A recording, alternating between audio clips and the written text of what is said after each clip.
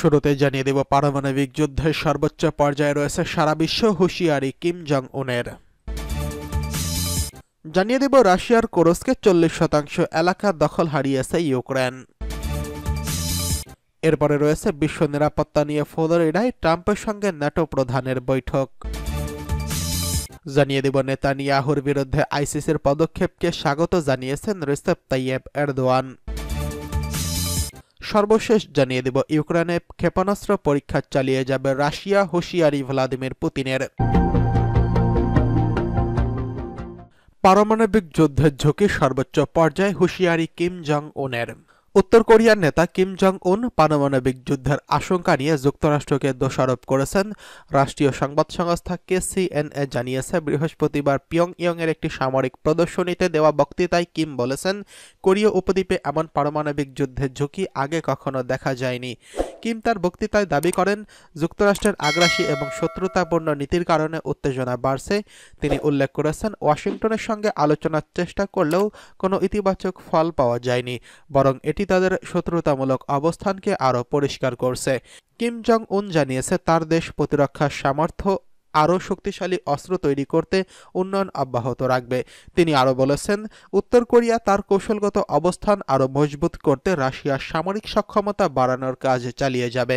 এই পরিস্থিতিতে উত্তর কোরিয়া এবং যুক্তরাষ্ট্রের মধ্যে উত্তেজনা আরও বাড়ার আশঙ্কা দেখা দিয়েছে বলে মনে করছেন বিশ্লেষকরা। এদিকে রাশিয়ার কুরস্কে 40% এলাকা দখলে নিয়েছে ইউক্রেন।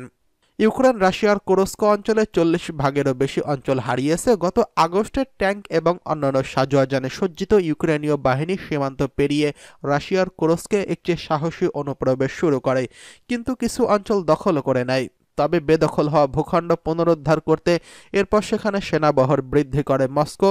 ইউক্রেনের সিনিয়র সামরিক সূত্র জানিয়েছে, রাশিয়ান বাহিনী পাল্টা আক্রমণের মাত্রা বাড়িয়েছে। ইউক্রেনের জেনারেল স্টাফের এক ঊর্ধ্বতন কর্মকর্তার দাবি, আগস্ট মাসে কুরস্কে আকস্মিক অভিযান চালিয়ে প্রাথমিকভাবে 1376 বর্গ কিলোমিটার এলাকা নিয়ন্ত্রণে নিয়েছিল ইউক্রেন, তবে এখনই এই পরিমাণ কমে যাবে 800 বর্গ কিলোমিটার। এক প্রতিবেদনে এই খবর জানিয়েছে ফ্রান্স 24। সাম্প্রতিক সময়ে মস্কো বাহিনী গত রণকৌশল বদলে ভয়াবহ হামলা চালাতে শুরু করেছে কুরস্কে। এরপর একের পর এক গ্রাম পুনরুদ্ধার করে নিচ্ছে। এদিকে রাশিয়ার প্রেসিডেন্ট ভ্লাদিমির পুতিন বলেছেন, তার দেশ ক্ষেপণাস্ত্র পুনরুদ্ধারের ব্যবহারের জন্য প্রস্তুত রয়েছে।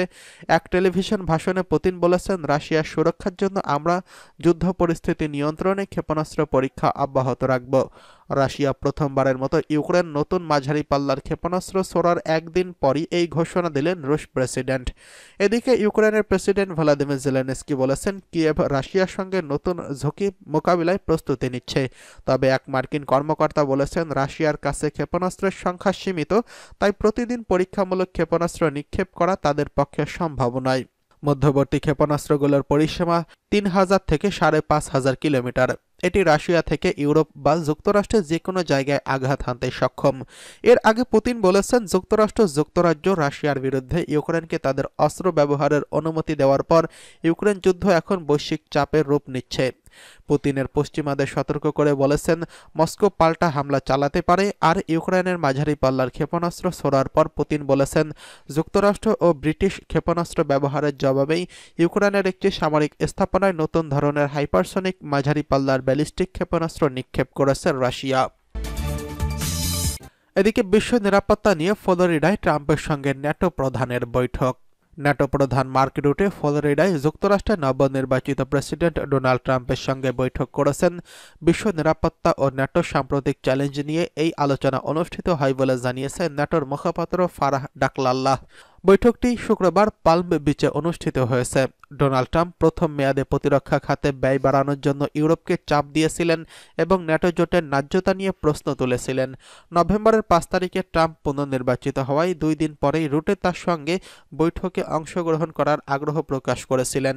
ইউরোপীয় নেতাদের একটি বৈঠকে রুটে সাম্প্রতিক সময়ে বলেছেন, আমরা দেখতে পাচ্ছি উত্তর কোরিয়া, ইরান, চীন অবশ্যই রাশিয়ার সঙ্গে একসঙ্গে কাজ করছে। তারা ইউক্রেনের বিরুদ্ধে অবস্থান নিয়েছে, কিন্তু আরও উল্লেখ করেছেন, রাশিয়ার তাদের প্রয়োজনীয় প্রযুক্তি উত্তর কোরিয়া সরবরাহ করছে, যা যুক্তরাষ্ট্রের মূল ভূখণ্ড এবং ইউরোপের জন্য হুমকি সৃষ্টি করছে। ট্রাম্পের পুনর্নির্বাচন ইউরোপে উদ্বেগ তৈরি করছে, বিশেষত ইউক্রেনে যুক্তরাষ্ট্রের সামরিক সহায়তা বন্ধ হয়ে যেতে পারে বলে অনেকেই আশঙ্কা করছেন। ইউরোপীয় ও ন্যাটো মিত্ররা মনে করছেন কিয়েভকে রাশিয়ার বিরুদ্ধে টিকিয়ে রাখা ইউরোপ ও আমেরিকার নিরাপত্তার জন্য অত্যন্ত গুরুত্বপূর্ণ। রুটে বলেন, এই চ্যালেঞ্জগুলো কিভাবে একসঙ্গে মোকাবেলা করা যায় তা নিয়ে ট্রাম্পের সঙ্গে আলোচনা করার জন্য আমি আগ্রহী। এদিকে নেতানিয়াহুর বিরুদ্ধে আইসিসির পদক্ষেপকে স্বাগত জানিয়েছেন রেসেপ তাইয়েপ এরদোয়ান। তুরস্কের প্রেসিডেন্ট রেসেপ তাইয়েপ এরদোয়ান আন্তর্জাতিক অপরাধ আদালত কর্তৃক ইসরায়েলের প্রধানমন্ত্রী বেঞ্জামিন নেতানিয়াহু এবং সাবেক প্রতিরক্ষামন্ত্রী ইয়োভ গ্যালান্টের এদের দুজনের বিরুদ্ধে গ্রেফতারি পরোয়ানা জারিকে সমর্থন জানিয়েছেন।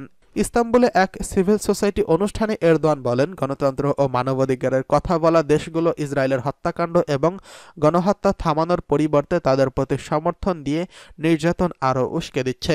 এরদোয়ান আরও বলেন, ফিলিস্তিনে যারা শহীদ বা আহত হয়েছেন তাদের রক্ত শুধু হত্যাকারীদের হাতেই নয়, বরং তাদের উপরও লেগেছে বলে এই অপরাধ থামানোর উদ্যোগ নেয়নি। তিনি আন্তর্জাতিক সম্প্রদায়কে অভিযুক্ত করে বলেন, ফিলিস্তিন, লেবানন এবং অন্যান্য অঞ্চলে মানবতাবিরোধী অপরাধকে আন্তর্জাতিক সমাজ এবং গণমাধ্যম ইচ্ছাকৃতভাবে উপেক্ষা করছে। এরদোয়ান বলেন, বিশ্বের অনেক দেশ তাদের মানবাধিকার এবং গণতন্ত্রের নীতির সঙ্গে দ্বিমুখী আচরণ করছে। ইসরায়েলের প্রতি সমর্থনের মাধ্যমে তারা নির্যাতন এবং হত্যাকাণ্ডের সহযোগী হয়ে উঠছে। তুরস্কের প্রেসিডেন্টের বক্তব্যে বিশ্বব্যাপী ইসরায়েলের নীতির বিরুদ্ধে ন্যায় বিচারের দাবি জোরালো করার ক্ষেত্রে এক নতুন মাত্রা যোগ করেছেন। এদিকে ইউক্রেনে ক্ষেপণাস্ত্র পরীক্ষা চালিয়ে যাবে রাশিয়া, ঘোষণা ভ্লাদিমির পুতিনের।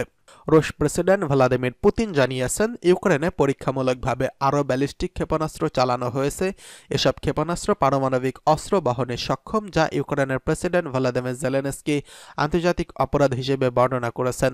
শুক্রবার এক প্রতিরক্ষা সম্মেলনে অংশগ্রহণ করে পুতিন বলেন, রাশিয়ার কাছে যথেষ্ট সংখ্যক উচ্চগতির ব্যালিস্টিক ক্ষেপণাস্ত্র রয়েছে এবং তারা ইউক্রেনে এগুলোর পরীক্ষা চালিয়ে যাওয়ার পরিকল্পনা করছেন।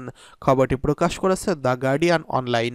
গত বৃহস্পতিবার রাশিয়া ইউক্রেনে নতুন একটি হাইপারসনিক ক্ষেপণাস্ত্রের পরীক্ষা চালিয়েছে। ইউক্রেনের দিনিপ্রো শহরে প্রথমবারের মতো ওরেশনিক নামের এই ক্ষেপণাস্ত্রটি আঘাত হানে। ক্ষেপণাস্ত্র উৎক্ষেপণের পর রুশ প্রেসিডেন্ট ভ্লাদিমির পুতিন একে সফল পরীক্ষা হিসেবে অভিহিত করেছেন এবং ভবিষ্যতে আরও পরীক্ষা চালানোর পরিকল্পনার ঘোষণা করছেন। অন্যদিকে ইউক্রেনের প্রেসিডেন্ট ভ্লাদিমির জেলেনস্কি জানিয়েছেন, নতুন এই ঝুঁকি মোকাবেলায় কিয়েভ পশ্চিমা মিত্রদের সঙ্গে কাজ করছে। ক্রেমলিনের মতে যুক্তরাষ্ট্র ও যুক্তরাজ্য কর্তৃক সরবরাহ করা ক্ষেপণাস্ত্র দিয়ে রাশিয়ার মূল ভূখণ্ডে ইউক্রেনের হামলার জবাব হিসেবে এই হাইপারসনিক ক্ষেপণাস্ত্র উৎক্ষেপণ করা হয়েছে। এর আগে মার্কিন প্রেসিডেন্ট জো বাইডেন এবং তার প্রশাসন ইউক্রেনকে রাশিয়ার হামলার জন্য দূরপাল্লার ক্ষেপণাস্ত্র ব্যবহারের অনুমতি দেয়, যার ফলে ওয়াশিংটন ও কিয়েভের মধ্যে মস্কোর উত্তেজনা তীব্র হচ্ছে। শুক্রবার রুশ প্রেসিডেন্ট ভ্লাদিমির পুতিন বলেছেন, প্রয়োজনে আমরাও যুদ্ধক্ষেত্রে এই ক্ষেপণাস্ত্র ব্যবহার করব, বিশেষ করে যদি রাশিয়ার নিরাপত্তার জন্য কোনো ঝুঁকির সৃষ্টি হয়। তিনি আরও বলেছেন, ওরেশনিক হাইপারসনিক ক্ষেপণাস্ত্র শব্দের চেয়ে 10 গুণ গতিতে উড়তে পারে এবং এর উৎপাদন অব্যাহত রাখার নির্দেশ দিয়েছেন।